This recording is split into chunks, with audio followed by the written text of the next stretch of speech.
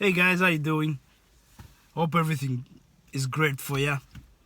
I hope you're living your best life. You're in your best shape of your life, health-wise, and I hope you're keeping it safe, man. Guys. So first of all, I just want to say thank you for clicking, and please subscribe and share my video. I just read somewhere where the American government, the American people, especially, they're looking at alternatives of saving their economy. And one of the things I read that sounded quite interesting to me was that America can actually print its own coins, which is silver worth up to $1 trillion. And then they can give, this is what some of the alternatives that can actually help the American economy. And then they can give that $1 trillion in silver to the Reserve Bank, and then the country can borrow from that silver. The reason why this sort of made me think twice is I asked myself a question: why is Africa poor? When the value of your currency is determined by how much you have in your ground. If they can do that and be able to create $1 trillion and borrow against that $1 trillion, why can't we do the same?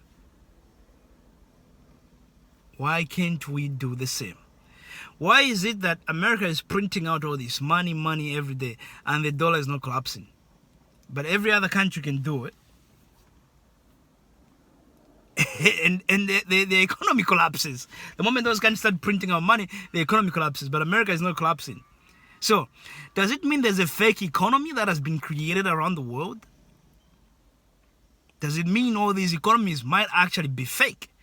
Because you and I, by now, obviously, I hope you know that the amount of dollars, American dollars that are out there, is not backed by some gold reserves hiding under the Reserve Bank of America.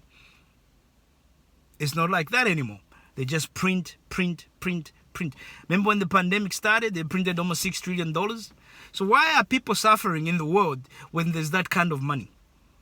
When money can just be printed out and the economies of these countries is not collapsing when they're printing out so much money. Zimbabwe does the same thing, they collapse. When Zimbabwe has platinum, diamonds and gold in its ground. Is there something here we don't understand as Africans of how these economies work? Do we need people who are educated in a Western way of doing business to be running the economies in Africa? Or do we need people with common sense?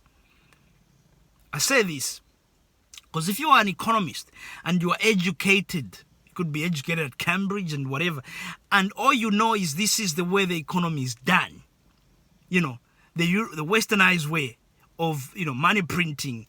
And if you are a third world country, then you gotta borrow money from the World Bank, from the IMF, and from all these organizations for you to survive, because that's what you get taught in those schools. What if all that is just an illusion? It's fake. What if today Ghana decided to collect, Ghana and Cote d'Ivoire decided to collect all the cacao that's grown? Ghana, Guinea, and I think Sierra Leone decided to come together and dug up all this bauxite. You know, 1/3 of bauxite comes from Africa. The gold, the platinum in Zimbabwe, the diamonds, the oil in Namibia, in Malawi, in whatever, all these countries that have oil in Africa, Ghana, Nigeria.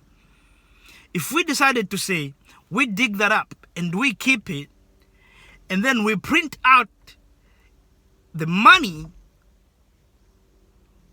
that the value of everything we've dug up equate to, and we use that money and we borrow from that money instead of going to the IMF.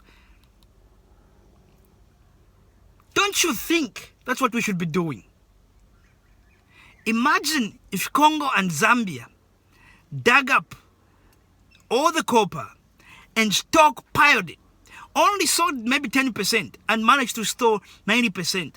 And then they stockpiled it to maybe a cost of, let's say, $500 billion. And then they went and borrowed printed out $500 billion, which is backed by the copper that they have. I want you to think about that, because that's a thought. If America can be thinking of printing out,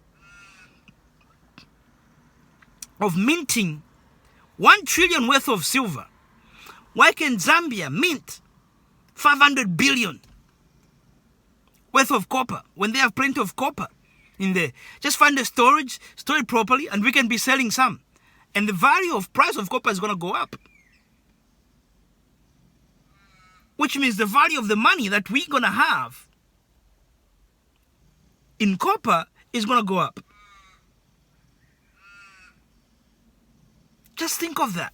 Just think of that. The only reason they might not do it in America is because they're saying it's a fascist way of doing it. But I think it's not a fascist way of doing it. It's actually, if America does it, then other countries would do it. And that can have a negative impact on America. But I think poor countries that are highly rich in resources, and they've been used and abused by the IMF and the World Bank, because they are forced to borrow money from them with high interest rates based, because even that, let me talk about that with this interest rate, because that interest rate is based on risk. Now, let me tell you something. For some of you guys, maybe you were born after 2008. Before 2008, there was a company called Lehman Brothers. It was a huge real estate, sort of, among other things, financial. It was more like a private bank in America, and it became international. Now, these people were rated AAA by the Moody's and all these rating agencies. AAA. Until the day they collapsed, they were rated AAA. But for years, they've been doing dodgy business. There's no way these companies would be rated AAA. But if you look at these Moody's and whatever, they're based in New York, and yet they rate a company in Africa they've never even visited, most of them. They'll give it a C. Now, there's a difference. Kenya in 1994 was worth $7 billion. Today, Kenya is worth over $100 billion. So, in the last 20-something years, they've 10x'd their economy. They've grown more than 10 times. Okay? And if you are in Kenya and you buy bonds, since independent, they've never failed to pay. And yet, they are not rated highly by these Moody's. And yet, these Moody's rating agencies, they rated Lehman Brothers highly.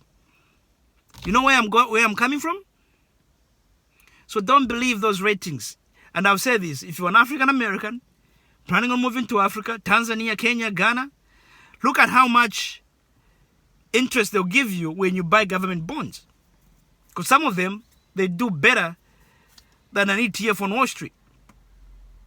Some of them will give you 15, 17, some of them even 25% per annum. So if you're moving there, you got $100,000, put it in and don't touch it for 5 years. By the time it's 5 years, you could triple your money.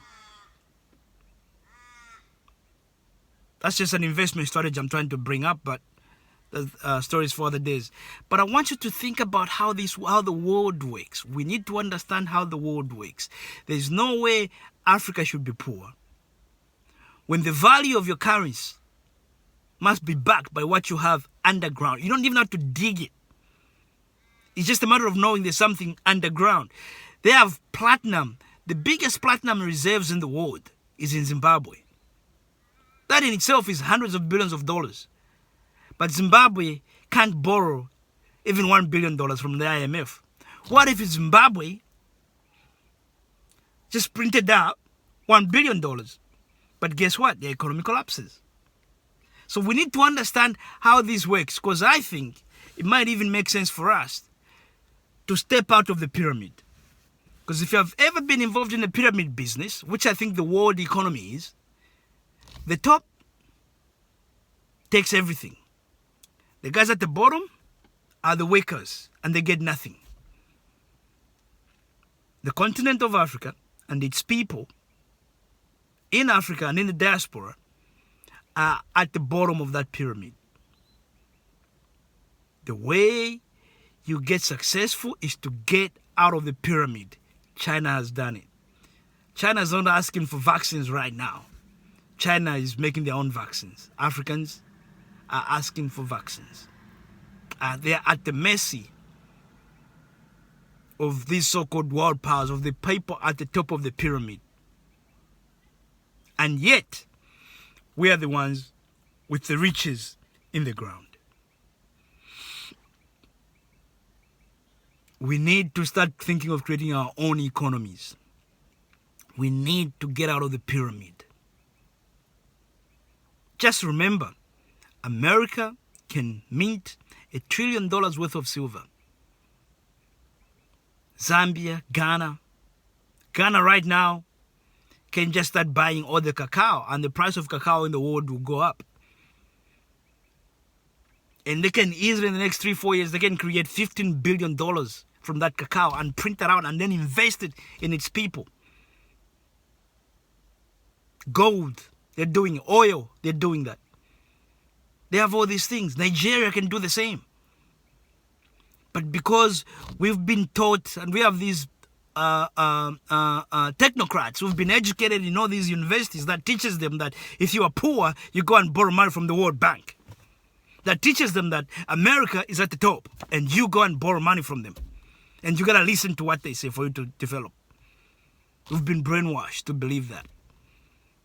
Maybe, just maybe, it's time we started looking at alternatives. Because I tell you what, money gives you power. This is somehow why I like Trump, you know?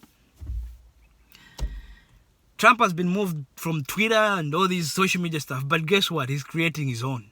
See? That's what happens when you have money. You don't beg. That's why you see China is not begging for this vaccine.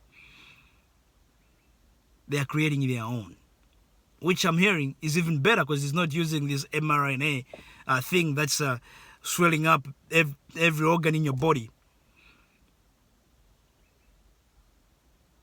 You know? But that's stories for other days. I want you to think about that. Imagine if today, every country in Africa, even just the people, can go start digging up whatever is in their ground, melt it up, put it in things that's storable, build up big warehouses, and store these wealth, whether it's bauxite, whether it's tantalite, whether it's all these minerals, where it's the rare minerals, and just store that, and then print out the money to the value of that. Because I remember at some point, Zambia wouldn't even sell their copper because the British would buy it from other people instead of buying from their own colonies. And these guys had to actually sell it at 10% its value at some point just to get some money. You see, that's what happens when we've been brainwashed. But just think of it. Maybe they didn't even need to sell it. They could have just stockpiled it and printed out money that's backed by the copper in their stockpile. China is doing the same thing with their gold. China is not selling gold. They're digging up gold in China and stockpiling it against their currency. It's old school, but that is what works. And that's how things should be. Until all of us were brainwashed to believe that a few countries can print as much money as they want and the rest of us can't. That was a blunder, and it should never happen again. And if we continue on this path, we will never develop. Just remember, in our ground, there's a lot more billions of. Just I'll give you an example. In Mozambique, they had the floods there. People moved out of the area, and then when the flood subsided, They moved the people back. But just that, the flood wiped out the top layer of the ground. You know what they discovered? There was gas, billions and billions worth of gas, to a point where if used properly and everything done correctly, Mozambique would be the second biggest gas producer in the world. That changes everything. Just imagine what else is underneath the African soil. Think about who is poor in this world. But when we realize that, it's going to give us power. I saw hundreds of people in South Africa go and dig up these crystals. They thought it was diamonds. Turned out they were just crystals.